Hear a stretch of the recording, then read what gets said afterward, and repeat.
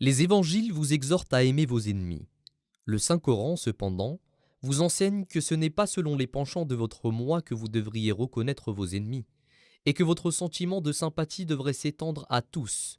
Seuls sont vos ennemis ceux qui sont les ennemis de votre Dieu, de votre messager et du livre de Dieu. Même ceux-là, il faut les inviter à emprunter le droit chemin, tout en priant pour eux. N'entretenez aucune inimitié contre les individus eux-mêmes, mais haïssez plutôt leur méchanceté. Œuvrez à les réformer. Le Saint-Coran nous dit Inna Allaha ya'muru bil adli wal ihsani wa ita'i zil qurba. C'est-à-dire, Allah vous ordonne d'agir avec justice à l'égard de tous les humains, et de faire du bien à ceux de la part de qui vous n'avez reçu aucun bienfait, et de sympathiser avec vos semblables avec des marques de tendresse dignes d'un proche parent, ou avec la bienveillance d'une mère envers ses enfants par exemple. La personne qui a rendu service à quelqu'un peut parfois être poussée à le lui rappeler. Ceci peut être considéré comme de la vanité. Mais si la bonté procède d'un élan naturel de sympathie, comme il en est dans le rapport mère-enfant, une telle faiblesse n'apparaîtra pas. Ceci constitue le degré suprême de la bienveillance. Outre cela, le verset précité attire votre attention sur vos devoirs envers votre Seigneur. Et dans ce contexte, en définissant la nature de vos rapports avec lui, le adl ou la justice implique obéissance à ses commandements. En guise de gratitude pour les nombreux bienfaits qu'il vous a accordés, l'ihsan ou la bienveillance exige de croire en lui avec une telle certitude, comme si vous le voyiez réellement. Et l'état et zil qurba ou la bonté naturelle exige l'adoration ou l'obéissance sans désir du paradis et sans crainte de l'enfer. Et même si le séjour de la félicité n'avait pas été promis, et même si l'enfer n'existait pas, vous devriez l'aimer avec la même ardeur et vous soumettre entièrement à sa volonté. Les évangiles vous enseignent de bénir ceux qui vous maudissent.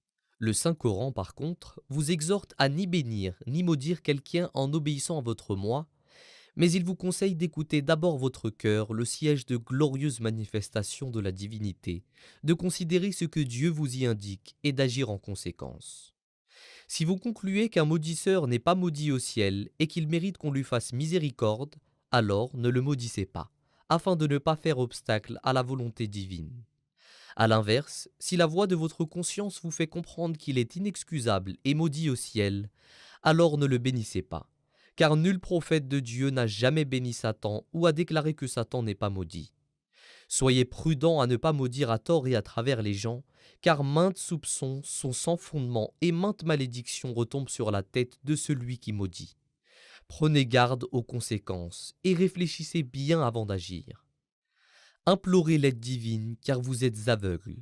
Si vous vous fiez à vos propres émotions, impressions ou opinions, vous courez le risque d'accuser d'iniquité le juste, de mensonge l'homme véridique, et ainsi d'offenser votre Dieu et réduire à néant votre capital de biens.